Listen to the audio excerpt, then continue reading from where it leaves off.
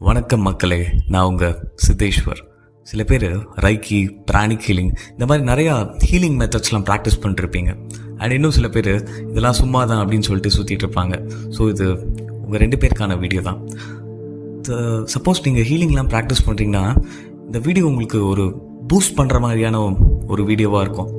கண்டிப்பாக நீங்கள் எவ்வளோ பெரிய செயலை செஞ்சுட்டு இருக்கீங்கன்னு நீங்கள் நினச்சி பார்த்தீங்கன்னா லிட்ரலி வாவ், அந்த மாதிரி இந்த இதெல்லாம் நமக்கு இந்த ஆன்ம உலகத்தில் இருந்து அனுப்புகிற சிக்னல்ஸ்லாம், இந்த ஹீலிங் ப்ராசஸ்லாம் உண்மை தான் அப்படின்றத, இந்த மாதிரி ஹீலர்ஸ்லாம் பர்பஸ்ஃபுல்லாக தான் வராங்க, இல்லை அவங்களே இந்த உலகத்துக்கு விருப்பப்பட்டு தான் வராங்க அப்படின்றத இந்த டெஸ்டினி ஆஃப் சோல்ஸ் மூலிமா நம்ம ஊர்ஜிதமாக புரிஞ்சுக்க முடியுது நம்மளால்.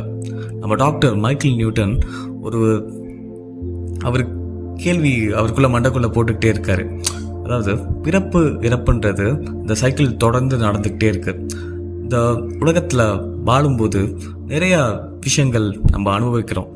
இதனால் நம்ம ஆன்மாவில், அதாவது நம்ம சோலில் நெகட்டிவிட்டி பதியுது அப்படின்றத நம்ம இந்த முந்தைய சில பதிவுகள்லேயே பார்த்துருக்கோம். மேலே போய் அந்த கிளென்சிங் ப்ராசஸ்லாம் நம்மளுக்கு முதல்ல நடக்கும். நம்மளுக்கு இந்த தேவையில்லாத நெகட்டிவ் எனர்ஜிஸ்லாம் ரிமூவ் பண்ணுவாங்க, ரிஸ்டோர் பண்ணுவாங்க.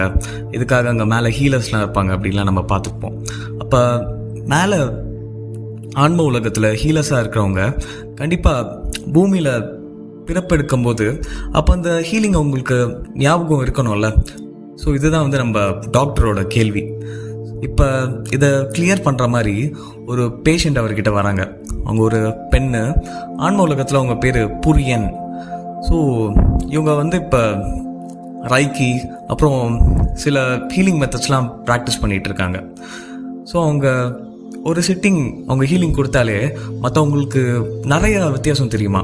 ஸோ அப்படி ஒரு சிட்டிங்லேயே நிறையா பேருக்கு குணமடைஞ்சிடுவாங்களா நல்லா. அப்படி ஒரு திறன் வாய்ந்த ஒரு ஆள். ஸோ ஒன்ஸ் இவங்களை இந்த ஹிப்னோசிஸ் ஸ்டேட்டுக்கு கொண்டு போகும்போது அவங்களுக்கு ஒரே எக்ஸைட்மெண்ட்டாக, அவங்களால அதை தாங்கவே முடியலையா. வெயிட் பண்ணு, நான் மேலேயும் இதே வேலையை தான் பார்த்துட்ருக்கேன் அப்படின்றாங்களாம். நான் மேலேயும் அது தான் பண்ணிகிட்ருக்கேன்.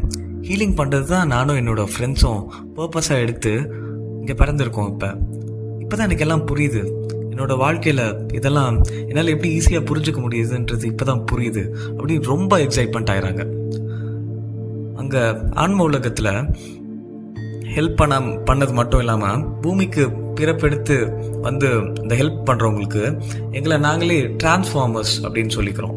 டாக்டர் அது டிரான்ஸ்ஃபார்மர்ஸா அப்படின்னு கேட்டதுக்கு நாங்கள் ஒரு ரிப்பேர் மெக்கானிக் மாதிரி